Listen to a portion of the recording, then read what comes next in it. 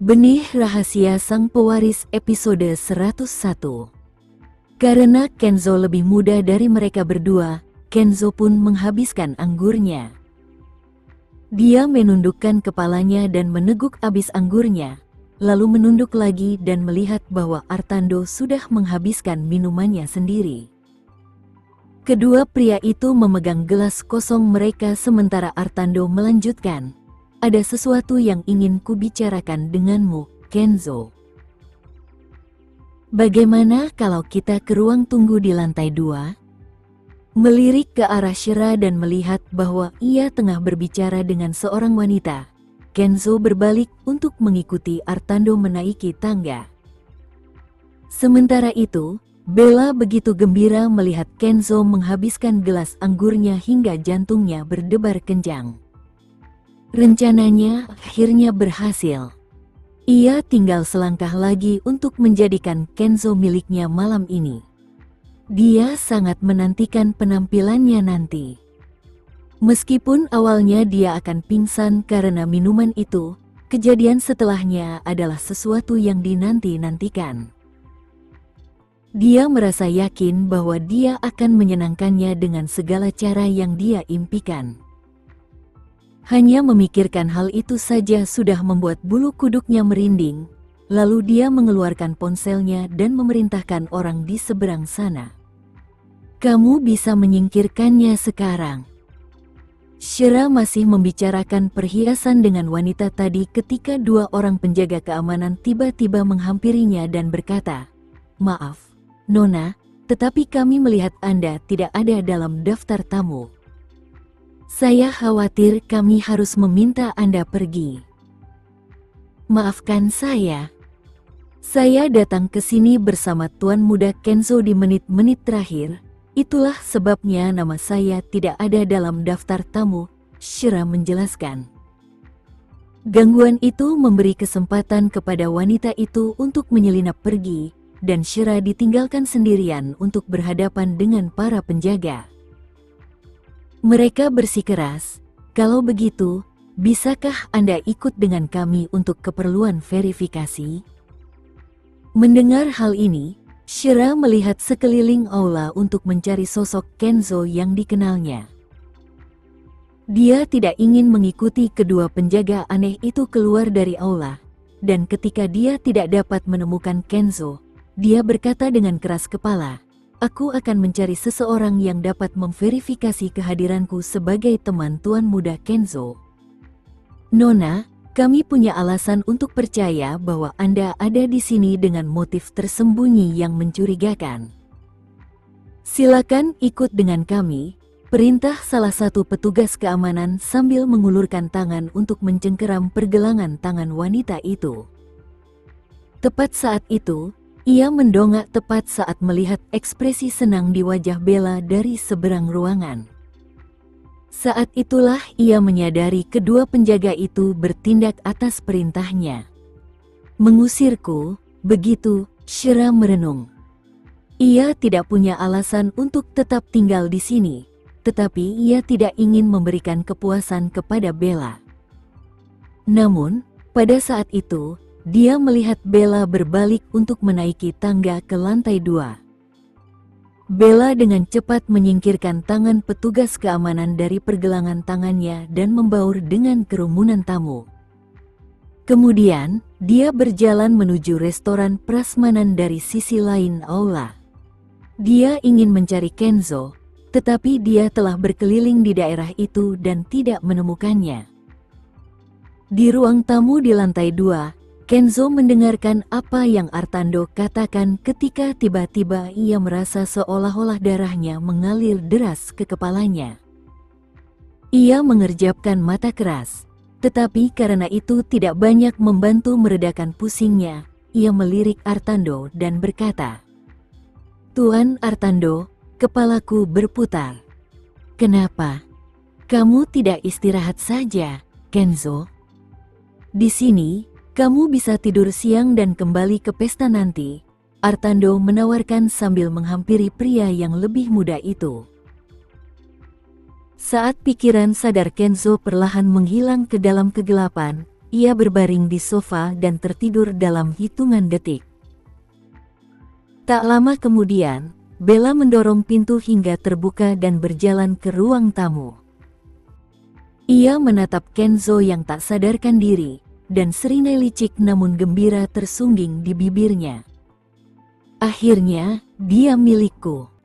Artando melotot ke arahnya dengan jijik. Bawa dia ke atas. Kau akhirnya mendapatkan apa yang kau minta. Bella tersenyum sambil berkata dengan santai, turunlah dan hibur tamu-tamumu. Aku tidak ingin mereka menggangguku malam ini.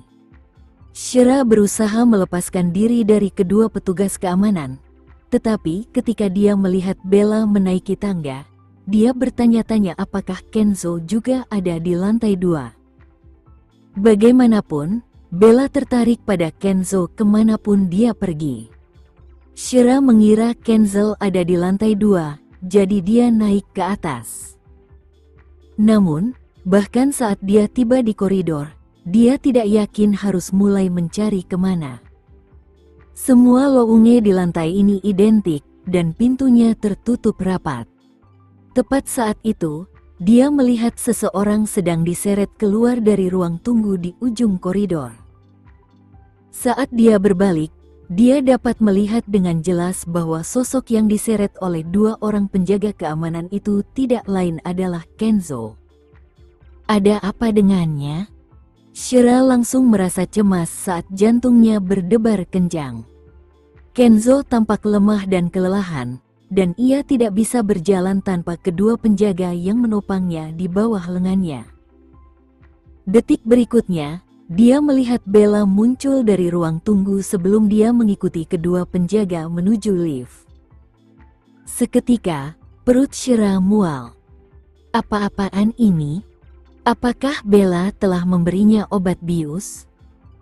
Amarah membara menguasai Shira saat ia bergegas menuju lobi lift, di mana ia melihat lift yang diduga dinaiki Bella dan anak buahnya berhenti di lantai 15.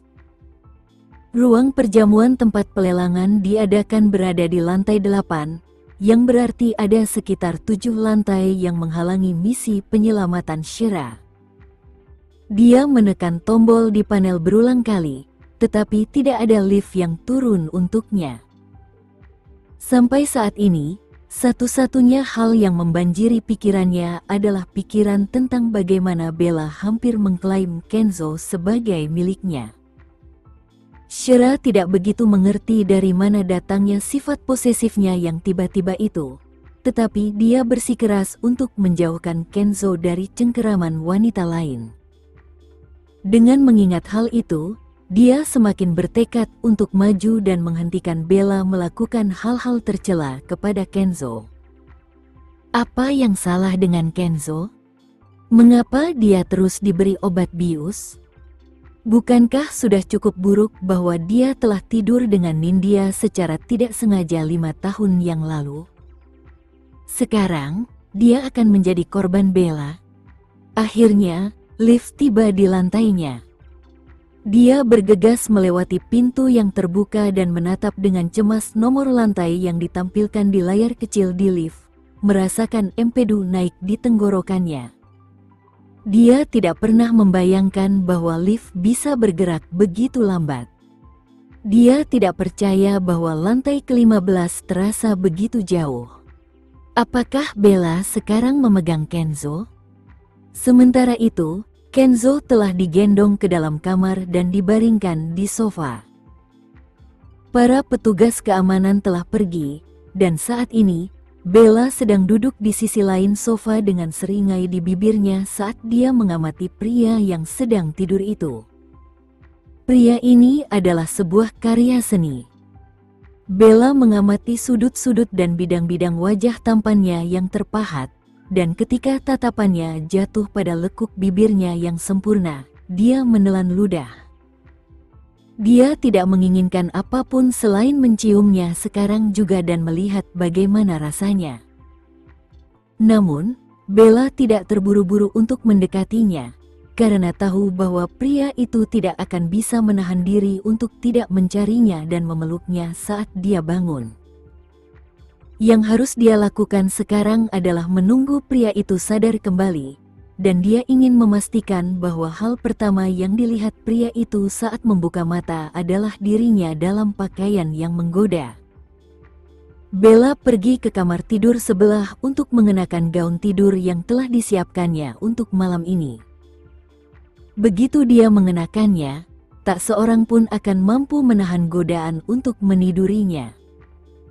Ketika Shira tiba di lantai 15 setelah waktu yang terasa lama, ia melangkah keluar dari pintu lift dan mengamati lorong yang sunyi senyap. Ia tidak tahu di kamar mana Bella berada, tetapi ia cukup nekat untuk mengetuk setiap pintu hingga ia mengetahuinya. Dia akan melakukan apa saja untuk menghentikan tindakan mengerikan Bella sebelum dia lolos begitu saja. Aku harus menyelamatkan Kenzo, apapun yang terjadi. Meskipun pemikiran ini lucu, itu tidak mengubah fakta bahwa pria itu perlu diselamatkan malam ini. Shira akan menjadi ksatria berbaju zirah berkilau untuk perubahan. Shira mulai mengetuk setiap pintu di sepanjang lorong. Karena ada beberapa kamar yang kosong untuk malam itu, dia tidak mendapat respons setelah mengetuk beberapa pintu.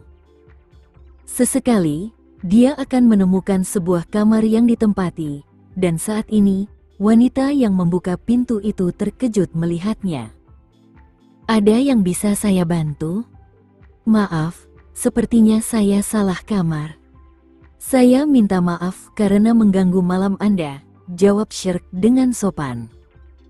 Kemudian, dia terus mengetuk pintu satu demi satu.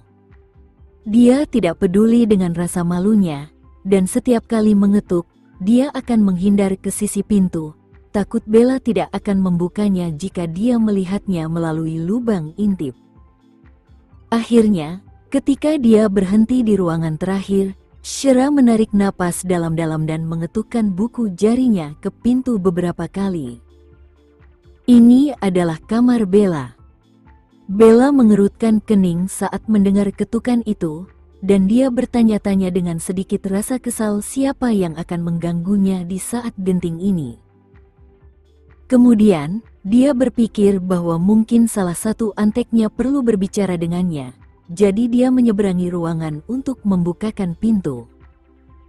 Dia mengintip lewat lubang intip, tetapi saat melihat tidak ada seorang pun di sisi lain, dia berbalik untuk pergi. Tepat saat itu, serangkaian ketukan terdengar lagi, dan dia dengan tidak sabar membuka pintu tanpa memeriksanya kali ini.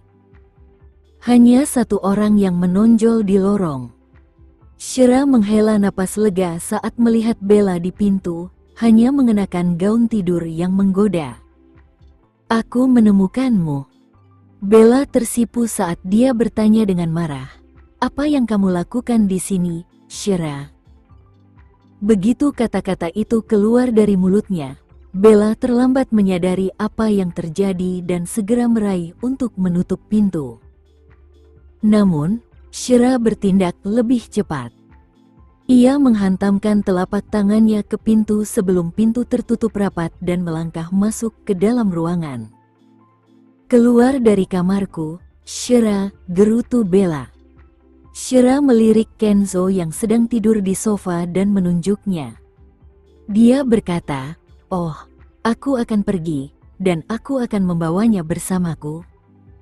Kenzo mabuk dan tertidur di kamarku. "Apa hubungannya semua ini denganmu? Pergi saja sendiri." Bella membentak sambil mengulurkan tangan untuk mencengkeram pergelangan tangan Anastasia dan mencoba menyeretnya keluar pintu. "Keluar." Saat Shira menjauh, dia membalas dengan marah, "Apakah dia benar-benar mabuk? Atau kamu mencampur minumannya untuk menjebaknya dalam rencanamu sendiri? Sebagai seorang wanita, aku muak denganmu." Bella langsung mengeluarkan ponselnya untuk meminta bantuan, tetapi saat Shira melihat hal itu, ia langsung menyambar ponselnya dan bertanya dengan nada sinis, "Oh, kamu mencoba meminta bantuan untuk melemparku, ya? Kembalikan ponselku, Shira," gerutu Bella. Ada kemarahan dingin di matanya saat dia menatap Shira dengan penuh nafsu membunuh. Hama menyebalkan ini selalu berusaha menggagalkan rencanaku. Tanpa berkata apa-apa lagi, Shira melempar ponselnya ke lantai dan menginjaknya dengan tumitnya, sehingga layarnya pecah dan retak. "Beraninya kau menghancurkan ponselku?" teriak Bella, menolak untuk percaya bahwa Shira memiliki sisi yang buas meskipun dia telah melihatnya dengan mata kepalanya sendiri. Memang, kemarahan Shira cukup memuncak malam ini. Hanya dengan memikirkan hal-hal tercela yang direncanakan Bella untuk dilakukan pada Kenzel, kemarahan yang tak terkendali pun mengalir deras dalam dirinya. Dengan tatapan menantang, Shira berkata dengan sinis, "Aku bisa membayar ganti rugi jika kau mau." Kemudian, dia menilai gaun tidur yang dikenakan Bella dan mencibir, "Untuk apa repot-repot mengenakan gaun tidur jika kau bisa menghemat waktu dan tidak mengenakan apapun sebagai gantinya? Ini urusanku dan Kenzo, Shira. Jangan ikut campur. Apa hakmu untuk datang ke sini dan menuntut untuk pergi bersamanya?" Bella menjerit. Sekarang karena dia tidak bisa meminta bantuan, dia harus mengusir Shira keluar dari sini sendiri. "Sekalipun aku di sini sebagai teman, aku tetap tidak akan membiarkan Kenzo dimanfaatkan oleh orang-orang menjijikkan sepertimu." Shira membentak dengan tegas. "Aku akan memanggil keamanan jika kamu tidak keluar sekarang." "Baiklah, karena aku akan menelepon polisi," gerutu Shira sambil mengeluarkan ponselnya untuk menelepon. Melihat hal itu, Bella tersentak dan segera berlari menghampirinya. "Sudah kubilang jangan ikut campur." Shira melempar ponsel dan dompetnya ke samping, lalu berlari ke depan untuk menemui Bella. Tak lama kemudian, kedua wanita itu terlibat dalam perkelahian yang brutal. Bella ditampar di wajahnya bahkan sebelum ia sempat merebut ponsel Shira, dan ia tidak percaya bahwa ia baru saja ditampar. "Kau baru saja memukulku?" pekiknya. "Betapa cerdiknya dirimu," Shira berkata dengan nada sinis. Ia melirik ke arah pria yang sedang berbaring di sofa. Jika ia tidak datang tepat waktu, Bella pasti sudah memanfaatkannya.